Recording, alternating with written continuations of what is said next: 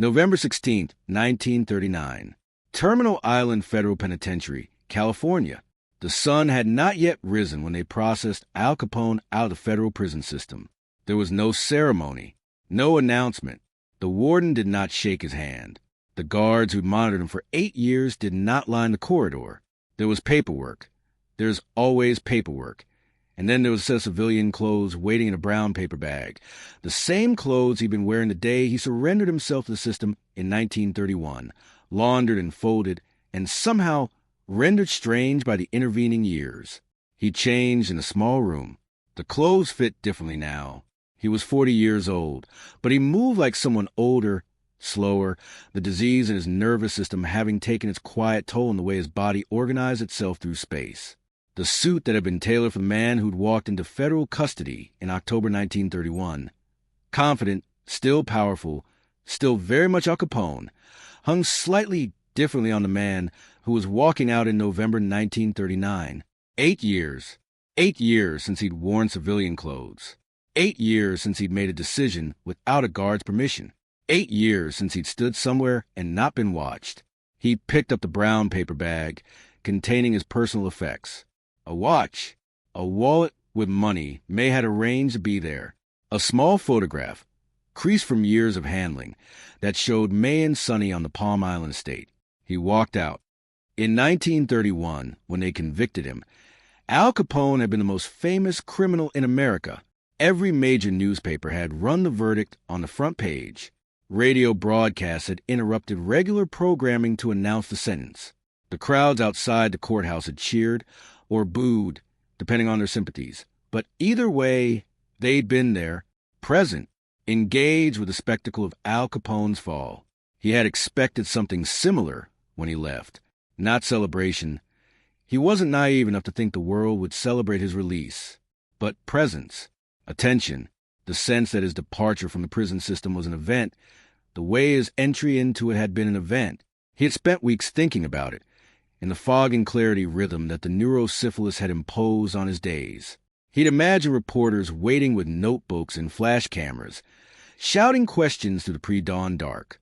He'd imagined old associates who'd kept the faith, men who'd been with him from the early years, who remembered what it was to sit at his table and benefit from his protection.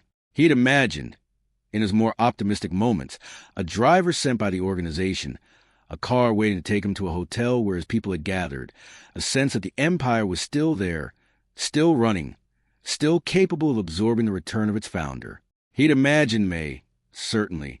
May was beyond imagining. She was given, constant, the fixed point around which everything else had been uncertain. May had visited him in Atlanta and Alcatraz and Terminal Island, had written letters with fidelity that the restrictions on prison correspondence made both difficult and consistent, had maintained their home through years when maintaining it offered no certainty of return. May would be waiting. That wasn't something he needed to imagine. But the men, the organization, the network of relationships he'd spent 2 decades constructing, where were they?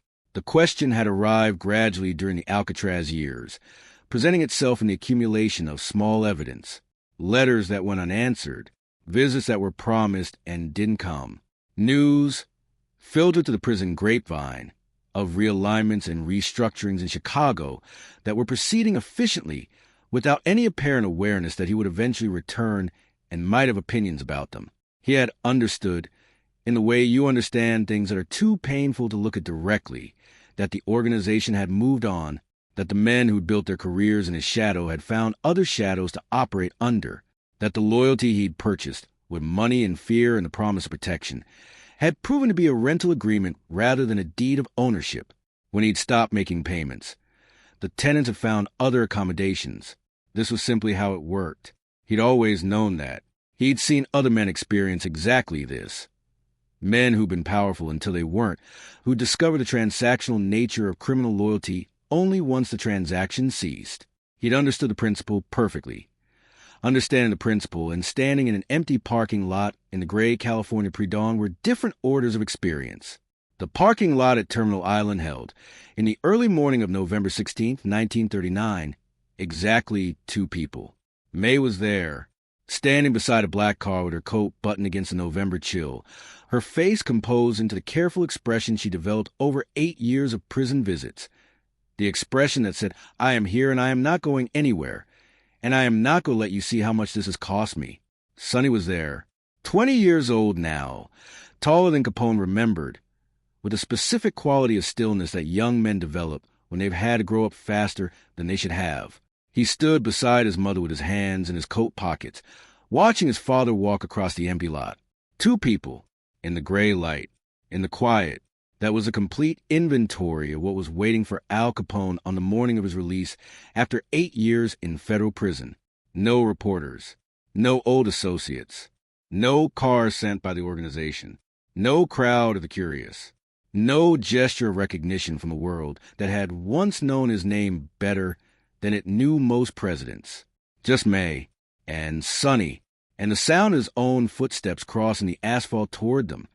Capone stood at the gate for a moment before walking toward them. Just a moment. Not long enough for anyone watching to notice, but long enough for him to absorb the reality of the scene. The empty lot, the pre-dawn quiet, the absence of the world he'd once commanded. He had always understood, at some level, that power was temporary. He'd watched other men fall before him. Men who'd seemed invincible until suddenly they weren't. He'd understood the principle. He had not, until this moment, understood it about himself. May walked toward him before he reached the car. She didn't run.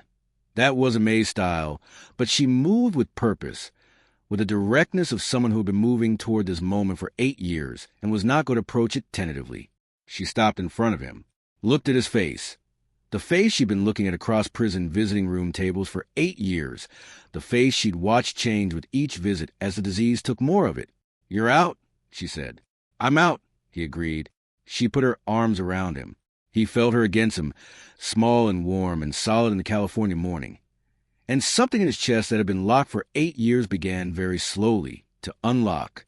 He held on longer than he'd intended, longer than was dignified, probably, but May didn't let go either, and so they stood there in the empty parking lot in the gray pre-dawn, two people who had survived something together without ever standing in the same room for it, holding on as if the holding were itself a kind of survival. When they finally separated, Capone looked at his son. Sonny had grown, not just in height, though he was taller, broader, unmistakably a man now, but in some quality that Capone recognized without being able to name.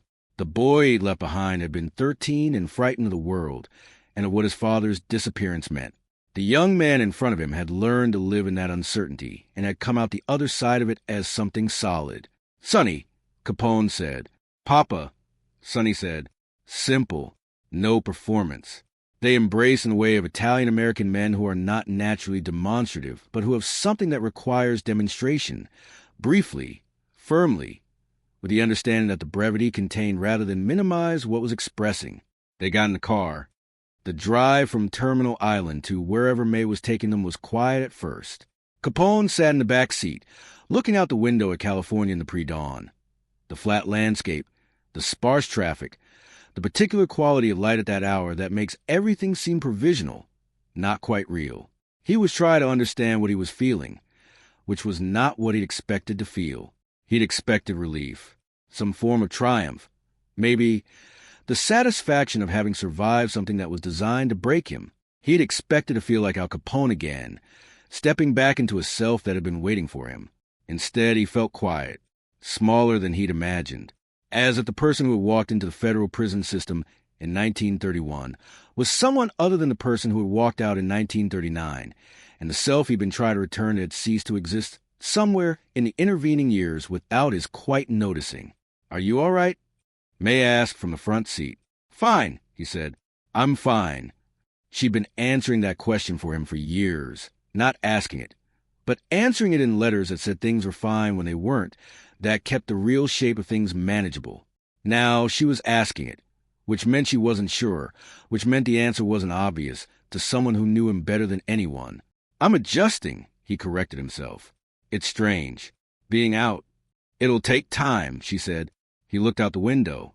"How much time?" May was quiet for a moment.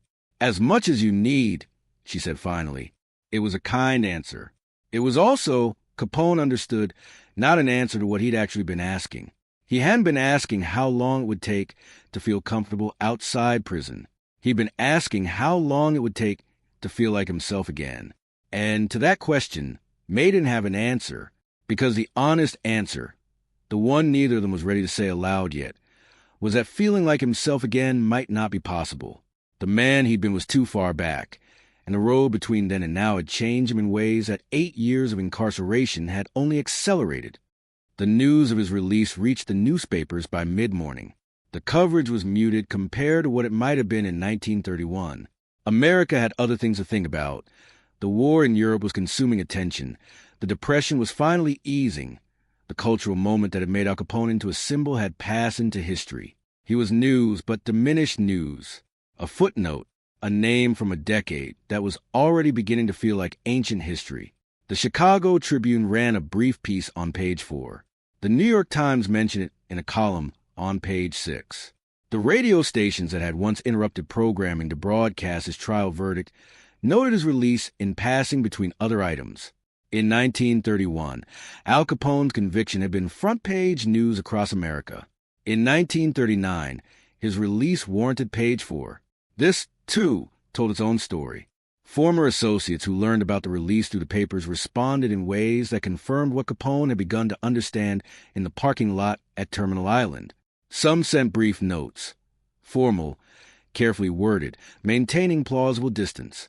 A few telephoned May to offer vague well wishes that committed them to nothing.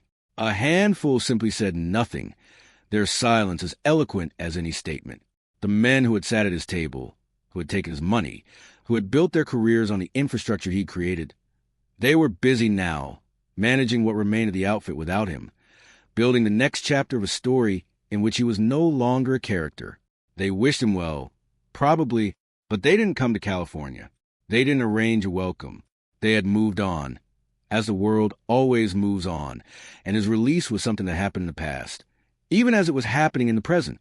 Only May had come, only Sonny, only the two people whose relationship with him was not transactional, not strategic, not conditional on what he could do for them. They drove to the train station, a private compartment, arranged by May with a quiet efficiency she brought to everything. The train would take them south to Florida, to the Palm Island estate, to the life May had maintained for 8 years against the day he would be able to return to it. She had kept it, the estate, paid the taxes, managed the maintenance, kept the staff that remained, tended to the gardens that had grown wild in places and been tamed back again in others. The house was waiting. She had made sure of it. On the platform, waiting for the train to be called. Capone stood with his wife and his son in the early morning light. A few travelers moved around them, paying no particular attention. A porter carried luggage. A conductor consulted his watch. The ordinary machinery of American life, proceeding without any awareness that the man standing by the first-class car was someone history would reference for the next 100 years. That anonymity or near anonymity. Because a few people glanced and then glanced again, the recognition arriving delayed and uncertain was itself a kind of statement. 8 years ago, Al Capone couldn't have stood on a train platform without being recognized, without being photographed, without reporters materializing from nowhere with their notebooks and their questions. Now he could stand in plain sight and be mostly ignored. He found he didn't mind. The hunger for recognition that had driven him his entire life, the need to be known, to be seen, to matter in the eyes of the world, had dimmed. Not gone, but dimmed, as if the disease, in taking so much else, had also taken some of the need that had always pushed him toward the kind of visibility that eventually destroys what it touches. On the platform, for the first time in years, he felt something he could identify as peace. Provisional, fragile, probably temporary, but real. Ready? May asked. He looked at her face that he had memorized across a dozen prison visiting room tables, the face that had been a constant while everything else changed. He looked at Sonny, who was becoming visibly the man he was going to be. Yes, he said. Ready? He lived 8 more years. The Palm Island years were not easy, and they were not glamorous, and they were nothing like the life he'd lived before. The neurosyphilis continued its progression, patient and thorough, taking more of him month by month. The memory went in patches, leaving islands of clarity surrounded by fog. The coordination deteriorated. The personality that filled every room he'd entered for 2 decades became quieter, less present, sometimes entirely absent for stretches that made May's eyes show things her face refused to show. She managed his care with the same composed determination she'd brought to everything else. There were doctors, and there were routines, and there were the small dignities she insisted on maintaining even when dignity required more effort than it used to. She would not let him be diminished beyond what the disease absolutely required. She dressed him well. She made sure he ate. She talked to him even on the days when he didn't seem to hear, because she believed, or chose to believe, that somewhere in the fog he was still there, still listening. Sonny visited when he could. Ralph, his brother, came sometimes.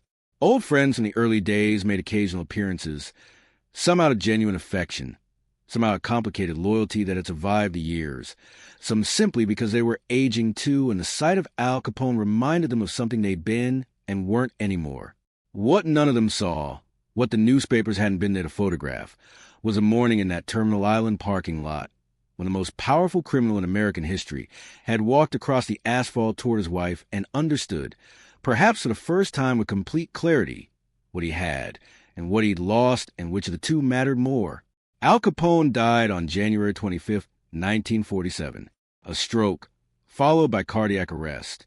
He was 48 years old. May was beside him, as she'd been beside him for 29 years, in Brooklyn kitchens and Chicago mansions and federal prison visiting rooms and the Palm Island estate where they'd come to rest at the end of everything. The newspapers ran the obituaries. The headlines were what headlines always were: focus on the legend, the empire, the violence, the downfall, public enemy number one, the fall of the mob, the end of an era. What the headlines didn't mention, because headlines never mentioned such things, was the parking lot, the gray California morning, the empty asphalt, the woman who had come because of course she had come, because some loyalties don't have a shelf life, and some people are simply incapable of abandoning the people they love even when the world has moved on and there's nothing left to gain by staying. They hadn't written about the embrace in the parking lot, or the quiet drive, or the way Capone had looked at his wife and his son on a train platform and felt, for the first time in years, that what he had was enough. But it happened. It was real, and in its own way, small and private and witnessed by almost nobody. It was more important than anything that happened in a courthouse or a speakeasy or a Chicago hotel room, because it was the truth of what was left when everything else was stripped away. Not the empire, not the legend, just the two people who had come to an empty parking lot at sunrise because they loved him, and the man who had finally, standing there in the gray California morning, watching his wife walk toward him, understood what that meant.